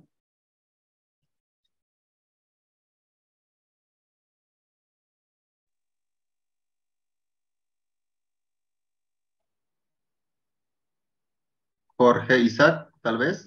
Creo que activó su Sí, micrófono. sí, buenas noches. Sí, yo quería felicitar a la ingeniera por su amable tiempo de compartir su conocimiento teórico relacionado con la práctica en una rama de la ingeniería que es bien compleja y muy joven. Como ella muy bien lo dijo, todavía hay temáticas de geotecnia o parte de la mecánica de los suelos que están en estudio y que es muy complicado a veces hacer aseveraciones como que ya es lo último. Muchas gracias. Gracias a usted, ingeniero. ¿Algún participante más, tal vez, desde qué ciudad también? Y bueno, en el curso creo que tuvimos al menos de unos 18 países que se han conectado, técnicamente toda Sudamérica y también en la parte de Centroamérica y también, ¿no?, en la parte de Norteamérica, lo que es México. Byron López, adelante. ¿Cómo están? Buenas noches. Yo soy de Ecuador. Me pareció excelente el curso que la ingeniera nos dictó. Realmente son cosas que hay que tomar en cuenta cuando se vaya a construir vías. Realmente hoy en día a veces los contratistas no toman en serio lo que es ensayos de laboratorio. Sí sería bueno, no sé, profundizar más otro curso acerca igual de vías, de granulometrías, de límites, de arcillas, cuando por lo general cuando ponen sus bases con arcillas que les perjudican a la estructura del pavimento, yo pienso que hay que concientizar a todos los constructores que realmente hay cosas que hay que tomar en cuenta. Y además quisiera que, no sé si hay otro curso futuro, sería relacionado a lo que es ensayos de estudios de suelos, como sería el SPT, uno de rotación, más o menos de perforación, para estudiar en todo lo referente al suelo.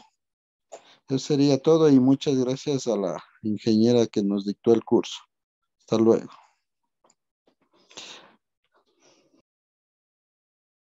Ingeniera Nicole.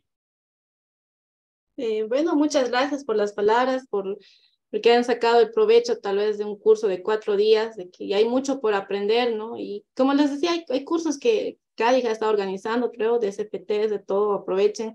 Siempre está bueno capacitarse, ¿no? Y a veces hay cositas pequeñas que, como dice el colega, no aprovechan, ¿no? No ven los contratistas, ¿no? Y a veces por esas, por hacerse la vista gorda en ciertos detalles, ocurren catástrofes en nuestras obras, no nos duran, ¿no? Y yo los invito a seguir capacitándose. Muchas gracias a todos por la participación, por el entusiasmo y la participación, ¿no? Que han tenido activamente en los chats, en los comentarios. Muchas gracias a todos por su tiempo y espero que haya sido de provecho el curso. Muchas gracias.